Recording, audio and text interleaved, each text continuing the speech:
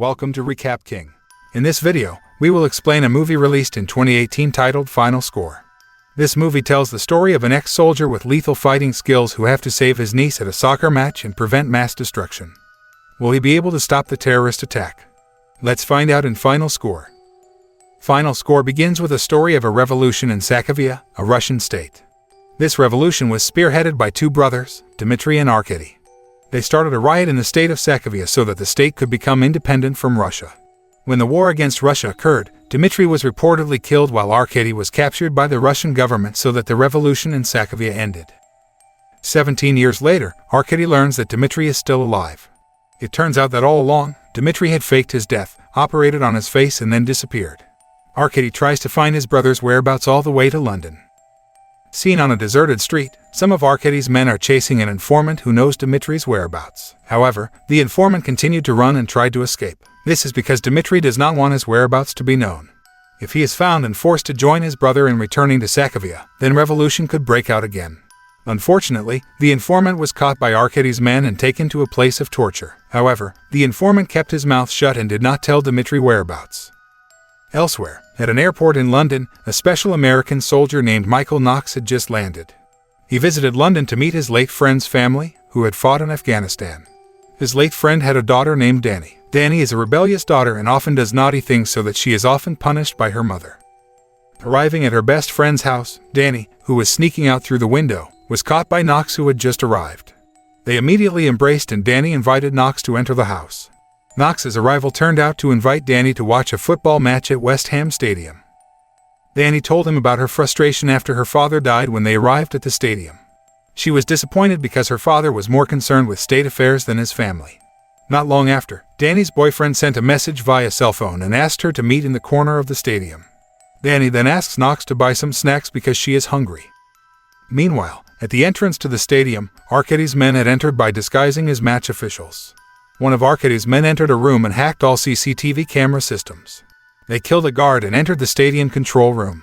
While in the room, Arkady's men killed some staff to warn the other staff to obey their orders. In the control room, Police Chief Thompson was also seen, who was on duty as the person in charge of the match.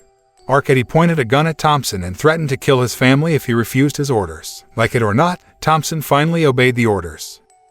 The first thing Arkady ordered was to close all the entrances and exits of the stadium. With a computer system, all stadium doors are closed automatically so that spectators who are already inside cannot leave the stadium. Furthermore, all cell phone signal transmitters in the stadium were also damaged. When Knox returned to his seat, he didn't find Dani there. He then tried to contact Dani, but the cell phone signal suddenly died. However, Knox was not aware of any sabotage inside the stadium. Knox went to the stadium staff named Faisal, who was on guard in the stands near the audience seats, starting to panic a little. He asked Faisal to look for Dani through CCTV footage. Faisal then contacted the control room to find the missing person, but his request was not responded to by the security officers. Seeing that his request did not respond, Knox forced Faisal to take him to the control room on the top side of the stadium. Reluctantly, Faisal complied with Knox's wishes. When they were about to enter the elevator, they were detained by Arkady's men disguised as guards. Because Knox insisted on going to the control room, Arkady's henchman named Andre then allowed them to enter the elevator. Arriving in the elevator, Andre's face began to change. He suddenly made a move to attack the two of them. There was a pretty fierce fight in the elevator until Knox started choking on Andre. However, Knox ordered Faisal to get a gun lying on the elevator floor and quickly fired at Andre's head.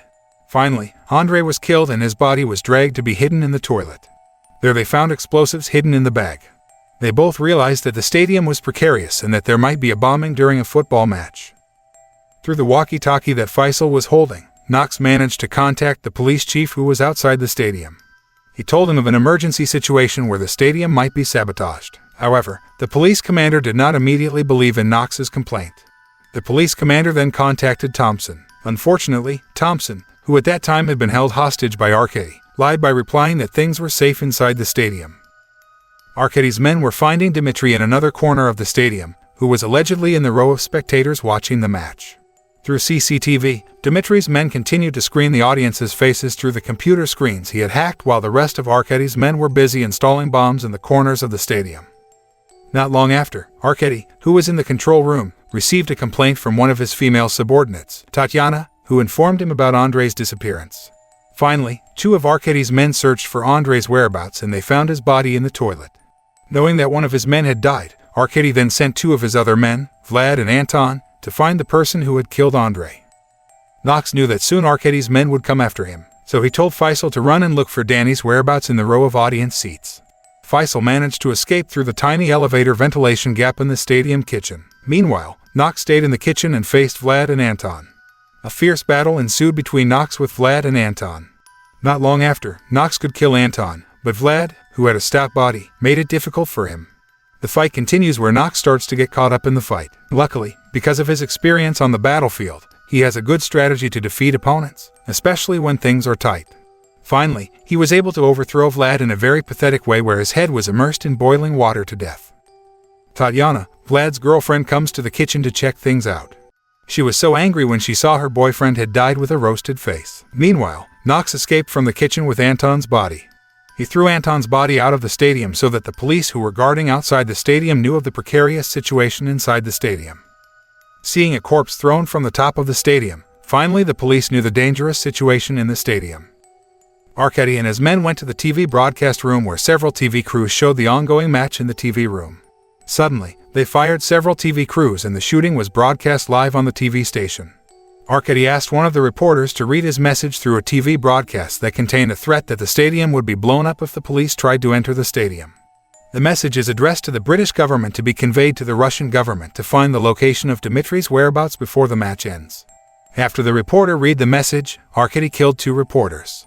The shooting was recorded on a TV station which made the residents of London and Danny's mother, who was watching the match on TV, panic. One of Arkady's men was able to find out who was behind the attack on their men through CCTV footage. He knew Knox's real profile, and in CCTV footage it was also seen that Knox came to the stadium with a teenage girl named Danny. Danny's identity was shown on the computer screen because the computer was connected to the police database.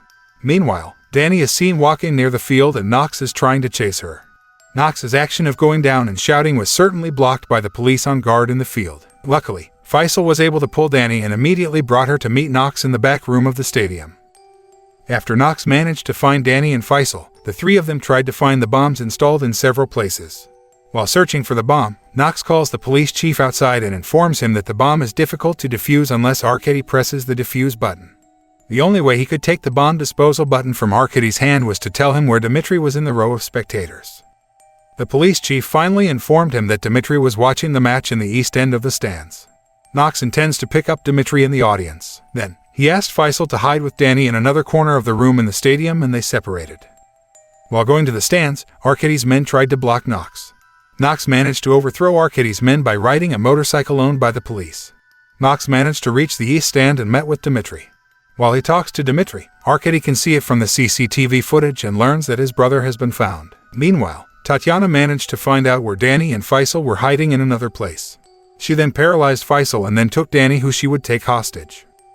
Meanwhile, on the other side of the stadium, Knox was seen bringing Dmitri to the top of the stadium even though his struggle was not that easy because Arkady's men kept coming and attacking him. Above the stadium, Knox offers a hostage exchange between Danny and Dmitri, but Dmitri asks Knox to kill him instead of going with his brother back to Sakovia and starting the revolution again.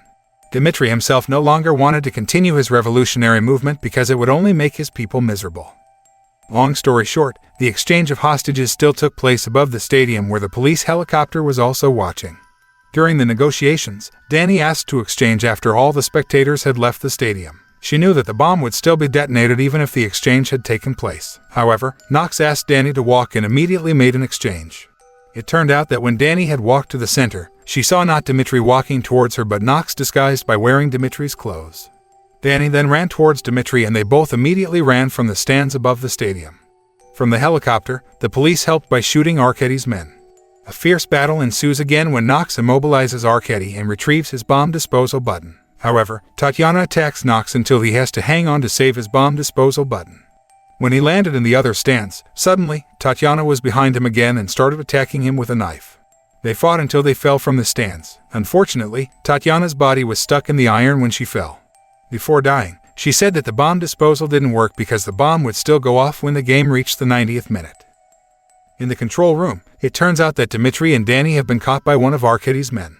There, Dmitri tells why he faked his death and disappeared because he wanted to save Arkady, who was about to be executed.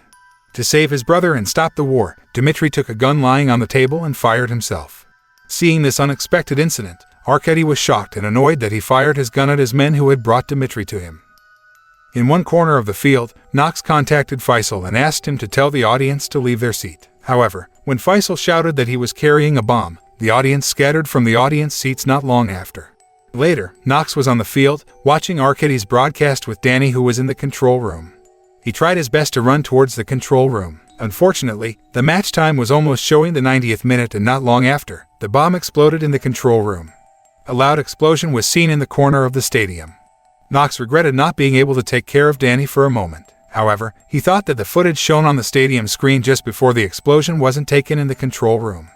He realized that Danny was still alive. Then he ran into the middle of the field, which looked chaotic because people were running. There, he saw Arkady pointing a gun at Danny's neck.